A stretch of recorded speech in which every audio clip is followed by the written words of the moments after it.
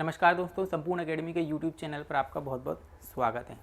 दोस्तों, ये जो कंप्यूटर की सीरीज चली आ रही है, इसमें आज का टॉपिक है अपना ऑपरेटिंग सिस्टम। और ऑपरेटिंग सिस्टम बहुत ही जो है आपका इम्पॉर्टेंट टॉपिक है, जिसमें से कई सारे क्वेश्चंस आपके एग्जाम्स में आते हैं। लेकिन इसके पहले मैं आप लोगों को एक बात बता दूं कि ये अपन ने पिछले वीडियो में क्या पढ़ा था, तो वो आप लोगों को पता होना चाहिए, क्योंकि जो नए बच्चे भी जुड़े हैं तो उनको भी ये समझ में आए कम से कम कि ये जो सीरीज चली आ रही है उसमें से क्या क्या टॉपिक हो रहे हैं और आगे भी क्या टॉपिक होने वाले हैं।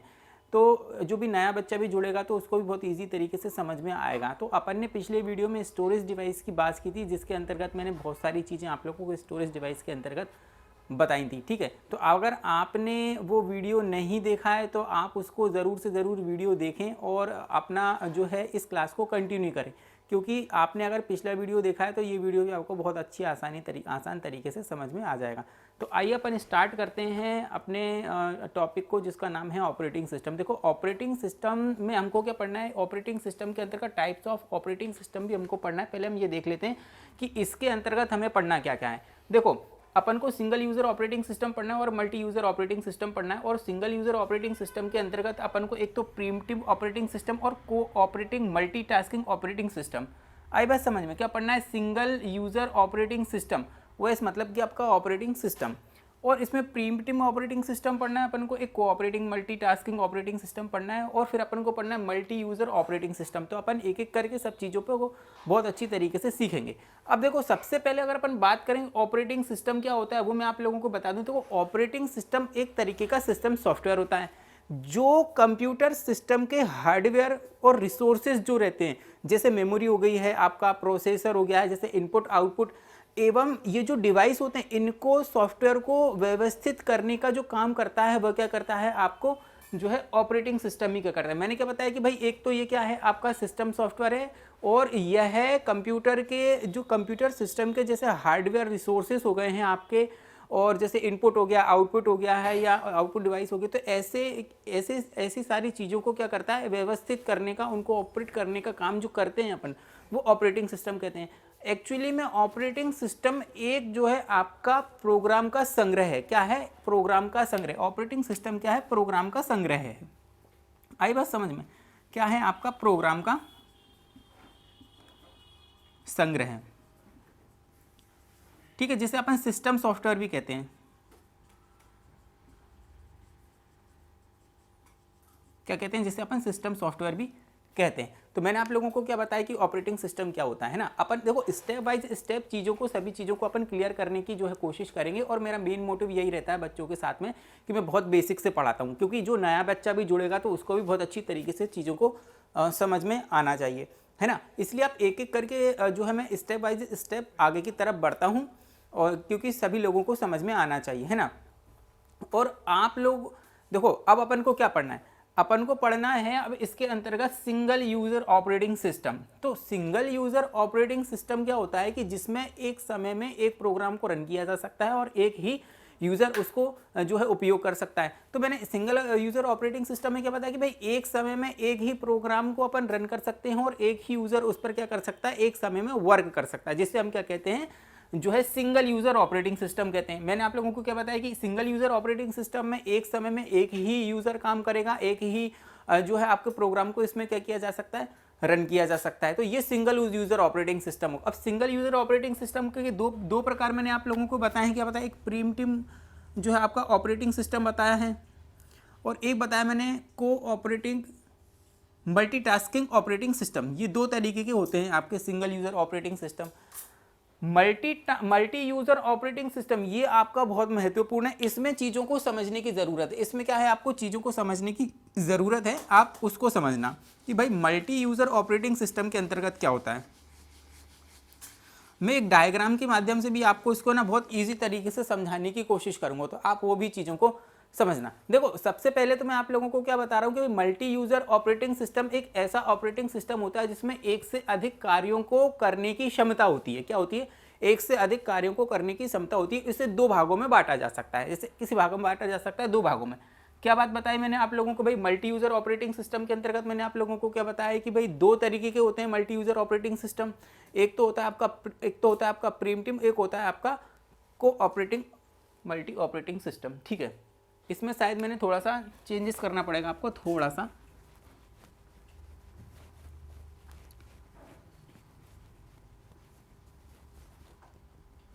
ठीक है, ये किसके अंतर्गत आता है आपका, जो मैंने प्रीमटिव बताए हैं और कोऑपरेटिंग मल्टी सिस्टम बताए हैं, ये किसके अंतर्गत आते हैं, आपके मल्टीटास्किंग ऑपरेटिंग सिस्टम के अंतर्गत आते हैं आपके।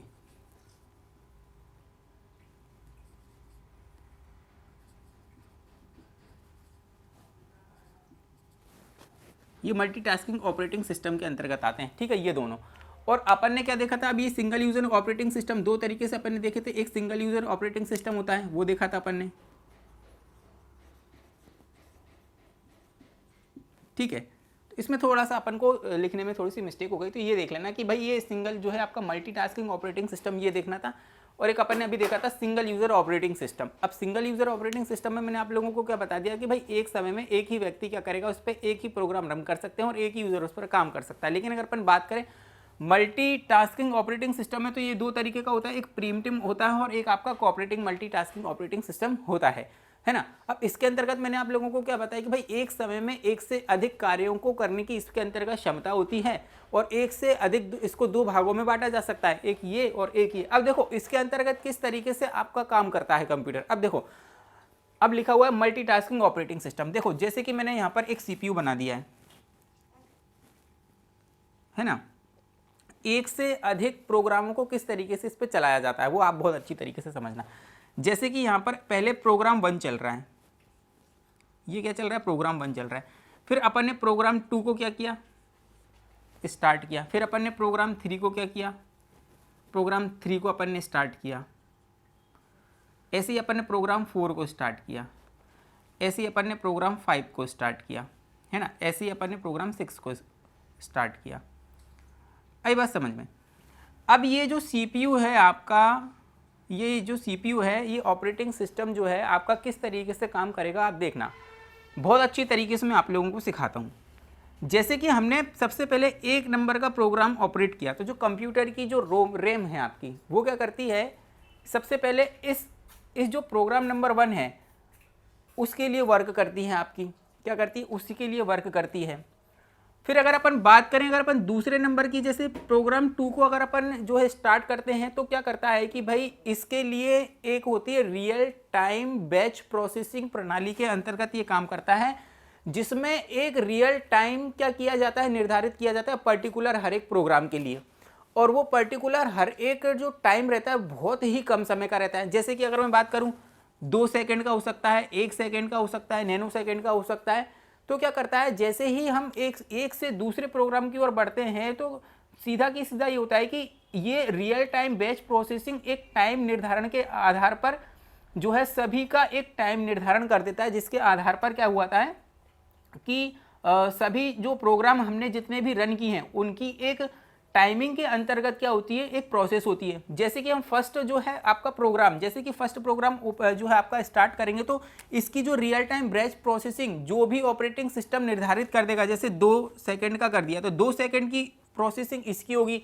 देन इसके बाद आपकी 2 सेकंड की प्रोग्रामिंग इसकी होगी, फिर 2 सेकंड की इसकी, 2 सेकंड की इसकी, 2 सेकंड की इसकी और 2 सेकंड की इसकी। लेकिन यूज़र को ये नहीं समझ में आता मल्टीटास्किंग ऑपरेटिंग सिस्टम के अंतर्गत। यूज़र को ऐसा लगता है कि सिर्फ जो प्रोग्राम हमने ऑपरेट किया है, सिर्फ उसी की प्रोग्रामिंग जो है, उसी की प्रोसेस जो है ऑपरेटिंग सिस्टम के द्वारा की जाती है, क्योंकि ये मल्टीटास्किंग ऑपरेटिंग सिस्टम है जिसमें सभी प्रोग्रामों को क्या किया जाता है, आपको मैनेज किया जाता है, कई सारे प्रोग्राम चलाते हैं। तो अब यूज़र को ये नहीं समझ में आता है कि भाई इतने सारे प्रोसेस होते हैं, तो उसको ये नहीं समझ में आता है कि जो है इतने सारे जो है प्रोग्रामों को भी वर्क इसमें किया जा रहा है। उसको ऐसा लगता है कि हमारा जो प्रोग्राम है केवल उसी के ऊपर वर्क किया जा रहा है। लेकिन इसमें यह होता है कि एक तो हर एक पर्टिकुलर प्रोग्राम के लिए एक निर्धारित समय लगा दिया जाता है ऑपरेटिंग सिस्टम का। तो वो क्या करता है, आपका पहले इस पर वर्क करेगा, फिर इस पर वर्क करेगा, फिर 2 सेकंड इस पर वर्क, इस पर वर्क, इस पर वर्क और इस पर वर्क करेगा। तो इस तरीके से जो वर्किंग प्रोसेस रहती है वो रियल टाइम बैच प्रोसेसिंग के माध्यम से क्या किया जाता है, आपको ऑपरेटिंग किया जाता है। आई बात समझ में। इसीलिए इसको हम क्या कहते हैं, मल्टीटास्किंग ऑपरेटिंग सिस्टम। अब ये तो थी कि भाई टाइम को रियल टाइम बैच प्रोसेसिंग के माध्यम से निर्धारित कर दिया गया है, लेकिन अब इसमें यह चीज भी बहुत आसानी तरीके से हो जाती है कि यह आपका ऑपरेटिंग सिस्टम सभी को क्या करता है, एक ही समय में प्रोसेस कर सकता है। यह भी इसके अंतर्गत फैसिलिटी होती है। तो मैंने आप लोगों को क्या बताया कि मल्टीटास्किंग ऑपरेटिंग सिस्टम के अंतर्गत आप लोगों को जो है एक ही टाइम में विभिन्न प्रकार के प्रोग्रामों को रन करने की फैसिलिटी इसके अंतर्गत मिलती है। ये होता है आपका मल्टीटास्किंग आपका ऑपरेटिंग सिस्टम। ठीक है, तो अपन ने देखो अभी अपन ने क्या देखिए कि भाई सिंगल यूजर ऑपरेटिंग सिस्टम देख लिया, मल्टीटास्किंग ऑपरेटिंग सिस्टम देख लिया। अब जैसे कि अगर अपन बात करें सिंगल यूजर ऑपरेटिंग सिस्टम की, तो सिंगल यूजर ऑपरेटिंग सिस्टम भी क्या होता है आपका, देखो इसके अंतर्गत क्या होती है, जैसे कि सिंगल यूजर ऑपरेटिंग सिस्टम में तो मैंने आपको बता ही दिया कि एक जो है एक ही पर्टिकुलर काम करता है, लेकिन मल्टी यूजर ऑपरेटिंग सिस्टम होता है। अभी अपन ने सिंगल यूजर ऑपरेटिंग सिस्टम देखा था, अब मल्टी यूजर ऑपरेटिंग सिस्टम देखेंगे। क्या देखेंगे? मल्टी यूजर ऑपरेटिंग सिस्टम देखेंगे। अब देखो मल्टी यूजर ऑपरेटिंग सिस्टम के, सिंगल यूजर ऑपरेटिंग सिस्टम तो आप लोगों को पता है एक पे सिर्फ एक ही काम करेगा, लेकिन मल्टी यूजर ऑपरेटिंग सिस्टम की बात करें, अब देखो ये सिंगल था, अब अपन मल्टी यूजर ऑपरेटिंग सिस्टम की बात करते हैं।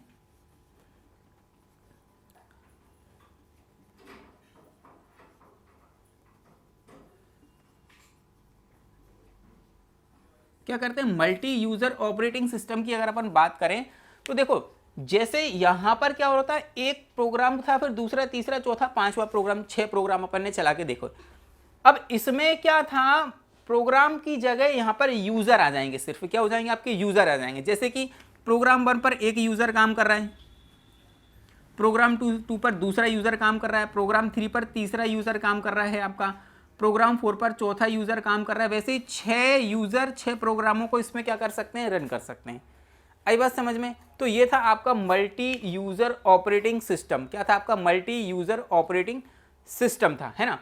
तो मैंने आप लोगों को क्या बताया कि भाई एक तो ऑपरेटिंग सिस्टम क्या होता है, फिर मैंने आप लोगों को बताया कि सिंगल यूजर ऑपरेटिंग सिस्टम क्या होता है आपका, फिर आपको मैंने बताया था कि मल्टीटास्किंग ऑपरेटिंग सिस्टम क्या होता है, फिर ये सारा डायग्राम मैंने आप लोगों को बताया था, फिर मैंने आप लोगों को ये बताया था कि मल्टी यूजर ऑपरेटिंग सिस्टम क्या होते हैं।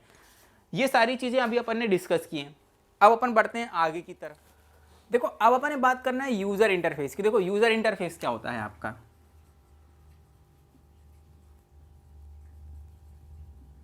इसको दो तरीके से डिवाइड किया गया है आपका। एक होता है आपका CUI। CUI मतलब होता है आपका कैरेक्टर यूजर इंटरफेस। क्या होता है आपका? कैरेक्टर यूजर इंटरफेस होता है। एक होता है आपका ग्राफिकल यूजर इंटरफेस, जिसे अपन क्या कहते हैं, GUI के नाम से जानते हैं। ठीक है, अब इनके नाम भी याद रखना कि भाई कैरेक्टर यूजर इंटरफेस और ग्राफिकल यूजर इंटरफेस ये दो तरीके के होते हैं। देखो यूजर इंटरफेस की अगर अपन बात करें तो क्या होता है भाई, आपको बहुत अच्छी तरीके से बेसिक से मैं सिखाऊंगा, और मेरा मेन मोटिव भी क्या रहता है कि बच्चे अगर आते हैं आपके नए भी, तो आपको उनको समझ में आना चाहिए, है ना। देखो यूजर इंटरफेस क्या होता है कि भाई कंप्यूटर एवं यूजर के बीच में जो संबंध स्थापित करने की प्रक्रिया होती है वह क्या कहलाती है आपकी, जो है आपकी यूजर इंटरफेस कहलाती है। जैसे कि अगर अपन बात करें यहाँ पर, अगर मैंने एक कंप्यूटर बना दिया, कुछ इस तरीके की स्क्रीन बना दी, और ये हमारा क्या है, यूजर है। अब इसके बीच में जो भी काम किया जाएगा उसको, मतलब कि इसके और इसके बीच में संबंध स्थापित करने की प्रक्रिया, मतलब काम करने की जो प्रक्रिया रहेगी वह क्या कहलाएगी आपकी यूजर इंटरफेस। ठीक है, अब यूजर क्या करेगा भाई, किसी ना किसी माध्यम से तो वह क्या करेगा, आपका काम करेगा, मतलब कमांड देगा, काम करेगा ना, कमांड देगा। तो ये जो कमांड है हम किसकी सहायता से देंगे, हार्डवेयर की सहायता से देंगे, या तो कीबोर्ड की सहायता से इससे देंगे, या फिर हम माउस की सहायता से उसको इंस्ट्रक्शन दे सकते हैं, सूचना मतलब कि जो है कमांड दे सकते हैं, है ना। तो ये क्या होता है कि भाई यूजर एवं कंप्यूटर के मध्य संबंध स्थापित करने की प्रक्रिया यूजर जो है आपकी यूजर इंटरफेस कहलाती है। अब देखो अपन बात करें CUI क्या होता है और GUI। देखो CUI होता है कैरेक्टर यूजर इंटरफेस। अब इसको बहुत सरल भाषा में समझाता हूं कि भाई इस इंटरफेस में आपका कमांड और अक्षरों को टाइप करके लिखना एवं पढ़ना पड़ता था। इसी को हम क्या कहते हैं भाई, कैरेक्टर यूजर इंटरफेस। मतलब कि यूजर इसके अंतर्गत काम करने के लिए क्या करता था भाई, कैरेक्टरों को टाइप करके, मतलब कि कीवर्ड के माध्यम से अक्षरों को टाइप करके क्या करता था, इसमें जो है वर्क करता था, कमांड करता था, क्या करता था, जो है प्रोसेस करता था, वर्क करता था। ठीक है, इसीलिए इसका नाम क्या पड़ा, कैरेक्टर यूजर इंटरफेस, जिसमें यूजर कैरेक्टर मतलब कि अक्षरों के माध्यम से वर्क करता था। और ये जो वर्क करता था वह किसी न किसी माध्यम से तो करता ही होगा आपका। ठीक है, जैसे कीबोर्ड में कमांडों को टाइप करके इसमें काम किया जाता है। इसका सबसे सटीक उदाहरण मैं आप लोगों को बता रहा हूँ, जिस पर आप सभी लोगों ने कहीं ना कहीं वर्क किया होगा। आपने डिस्क ऑपरेटिंग सिस्टम का नाम तो सुना ही होगा, जिसको हम कहते हैं डॉस। डॉस सुना हुआ ना। देखो कई एग्जामों में आता हुआ है, कई एग्जामों में आता है। देखो जैसे कि मैंने आप लोगों को बताया, एक होता है आपका डॉस, एक होता है आपका यूनिक्स। तो अपन पहले डॉस की बात करेंगे। इसको जो है इसको बनाया गया था जो 1981 में इसको बनाया गया था। डिस्क ऑपरेटिंग सिस्टम, इसका नाम क्या है? Disk operating system. अब इसमें काम करने के लिए यूज़र को बहुत ही निपुण होना पड़ता है, तकनीकी जो है तकनीकी रूप से बहुत ज़्यादा इसमें निपुण होने की आवश्यकता होती है, क्योंकि इसके अंतर्गत ग्राफिकल यूज़र इंटरफेस नहीं होता है, इसमें कैरेक्टर यूज़र इंटरफेस होता है, जिसके अंतर्गत कमांडों के माध्यम से यूज़र क्या करता है, काम करता है। अब देखो किस हिसाब से काम करता है। आपने कभी कंप्यूटर की स्क्रीन जो रहती है वो काली स्क्रीन पे अगर आपने काम किया हो, जैसे कंप्यूटर उस तरीके की स्क्रीन रहती थी, ठीक है। अब डिस्क ऑपरेटिंग सिस्टम में क्या रहता था कि जैसे कि अगर अपन किसी कमांड के माध्यम से क्या करते थे, उसको रन करने की कोशिश करते थे। अब ये जो ऊपर का हिस्सा रहता था इसको कमांड प्रॉम्प्ट कहा जाता था। ऊपर का जो हिस्सा रहता है इसे कमांड प्रॉम्प्ट कहा जाता है। और नीचे अगर आप देखेंगे तो एक तरीके की कमांड इसमें दी रखी होती है। जैसे कि अपन बात करें कुछ इस तरीके का एड्रेस C/ आपका अगर अपन बात करें C/ की अगर अपन बात करें, और उसमें क्या रहता था, C कमांड लिखा हुआ था। जो भी कमांड अगर अपन देते थे, जैसे कि अगर अपन को बात करें, जैसे कि मुझे डेट देखना है, तो डेट का आपको क्या दिया जाता था, डेट कमांड को अपन जो इसके अंतर्गत अगर देते थे तो अपन को यहाँ पे डेट पता चलती थी, है ना। वैसे ही अगर अपन को कोई फाइल देखना है तो अपन उसको फाइल की कमांड के रूप में उसमें फाइल की कमांड का एड्रेस लिखते थे। तो इसके अंतर्गत जो सारी प्रक्रिया होती थी वह जो है आपके कंप्यूटर पे कीबोर्ड के माध्यम से अक्षरों को टाइप करके जो है काम करने की प्रक्रिया संभव हुआ करती थी। इसीलिए इसका नाम क्या रखा गया था भाई, कैरेक्टर यूजर इंटरफेस, मतलब कि जिसके अंतर्गत आपको कैरेक्टर के माध्यम से क्या किया जाता था, काम किया जाता था, है ना। अब इसके अंतर्गत काम करने के लिए बहुत ही निपुण, तकनीकी रूप से निपुण व्यक्ति होना चाहिए, जिसको सभी कमांडों को एड्रेस करना आना चाहिए और याद होना चाहिए, तभी वो इस पर काम कर सकता है ना। तो इसका सटीक उदाहरण क्या था आपका, जैसे डॉस, डिस्क ऑपरेटिंग सिस्टम, है ना। अब अगर आपने स्कूलों में कभी, जब बहुत पुराने ज़माने में अगर अपन बात करें तो इसी पर काम किया जाता था, है ना। और GUI की अगर अपन बात करें तो ग्राफिकल यूज़र इंटरफेस बहुत ही सरल होता था, जिसके अंतर्गत हर एक सामान्य व्यक्ति भी इसको आसानी से ऑपरेट कर सकते हैं। इसका सीधा सीधा उदाहरण मैं आप लोगों को देना चाहता हूं, जो हमारा विंडोज़ ऑपरेटिंग सिस्टम है ना, उसकी अगर अपन बात करें तो अब इसके अंतर्गत ग्राफिकल यूज़र इंटरफेस किस तरीके से हो सकता था। इसके अंदर देखो मैं बताता हूँ ग्राफिकल यूज़र इंटरफेस क्या होता है। जैसे हमारी स्क्रीन है ना, इसके अंतर्गत अगर हमें काम करना है तो हम क्या करेंगे भाई, माउस की सहायता से काम करेंगे। जैसे हमारी जो कंप्यूटर की स्क्रीन है, यहाँ पर स्टार्ट का बटन होता है आपका, आई बात समझ में। अगर और यहाँ पर विभिन्न तरीके के आइकॉन होते हैं ना, चित्र होते हैं, आइकॉन होते हैं डेस्कटॉप के ऊपर, आई बात समझ में। यहाँ पर आपका मिनिमाइज का और भाई क्लोज का बटन होता है। तो यहाँ पर देखो ग्राफिक्स होते हैं, यहाँ पर क्या होते हैं, कैरेक्टर नहीं होते, ग्राफिक्स होते हैं। जैसे कि अगर अपन बात करें, मुझे माई कंप्यूटर में जाना है तो माउस की सहायता से क्या करूँगा भाई, इस पर डबल क्लिक करूँगा, जिसके अंतर्गत मुझे किसी भी चीज़ को कैरेक्टर के माध्यम से करने की ज़रूरी नहीं रहेगा। तो ग्राफिकल यूज़र इंटरफेस का यही बहुत अच्छा एक बेनिफिट था कि जिसके अंतर्गत मैंने क्या बताया कि ग्राफिक्स के माध्यम से कंप्यूटर और यूज़र के बीच में इंटरफेस वर्क करने की प्रक्रिया होती थी। जैसे कि अगर अपन बात करें कि अगर मुझे भाई माउस की सहायता से किसी भी चीज़ को ऑपरेट मैं यहाँ पे कर सकता हूँ, तो ये ग्राफिकल यूज़र इंटरफेस है, जिसमें चित्रों और आइकॉनों के माध्यम से, ठीक है, क्या किया जाता है, आपका कंप्यूटर पर वर्क किया जाता है। तो ये क्या था, मैंने आप लोगों को बताया, एक तो user interface, character user interface और ग्राफिक यूज़र इंटरफेस। बहुत अच्छी तरीके से मैंने आप लोगों को समझाया, आई बात समझ में। अब इसमें एक चीज़ और बचती है, अपन वो देख लेते हैं कि एक चीज़ इसमें और क्या बच रही। एक अपन देखेंगे इसके अंतर्गत जो है बूटिंग प्रोसेस। बूटिंग प्रोसेस क्या होती है वो देख लो, बूटिंग क्या होती है और बूटिंग प्रोसेस क्या होती है।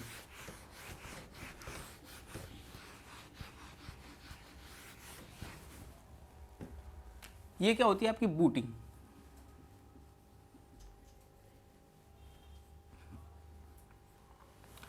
है ना। अब बूटिंग प्रोसेस में देखो, बूटिंग एक्चुअली में बूटिंग क्या होती है, हमको पहले बूटिंग देखना है और बूटिंग प्रोसेस भी देखना है ना। इसके अंतर्गत देखो बूटिंग क्या होती है भाई, जो है आपका यूज़र द्वारा कंप्यूटर को ऑन करने पर सबसे पहली जो प्रक्रिया होती है यूज़र द्वारा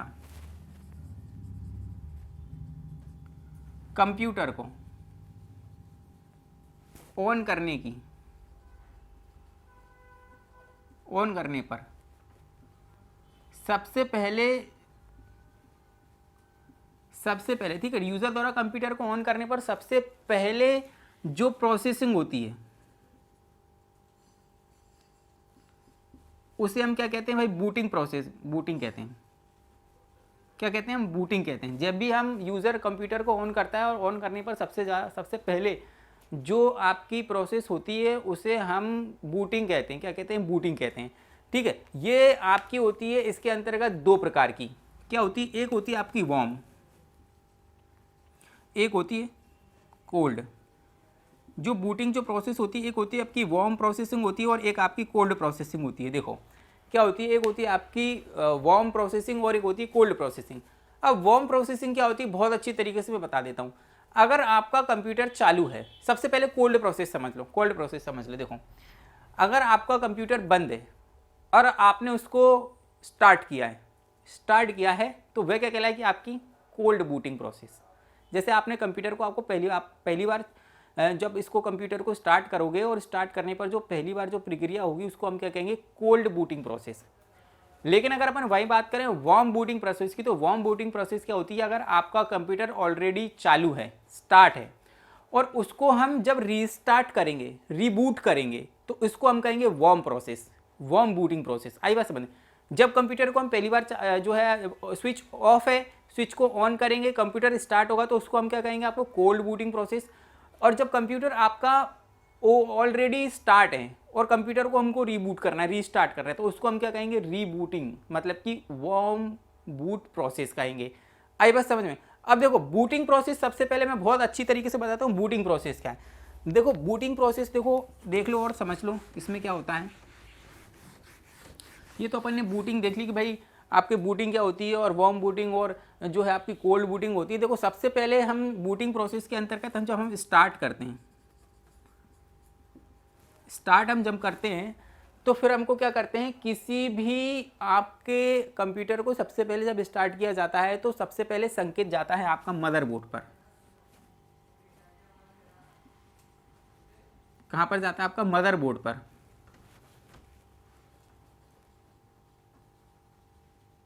कहाँ जाता है आपका संकेत, कैसे जाता है, जैसे ही कंप्यूटर को हम ऑन करेंगे, स्टार्ट करेंगे, तो सबसे पहले संकेत जाएगा किस पर, आपके मदरबोर्ड पर। मदरबोर्ड पर जाने के बाद क्या होता है, पावर ओके, मतलब कि जैसे ही बिजली का जो सप्लाई होगा,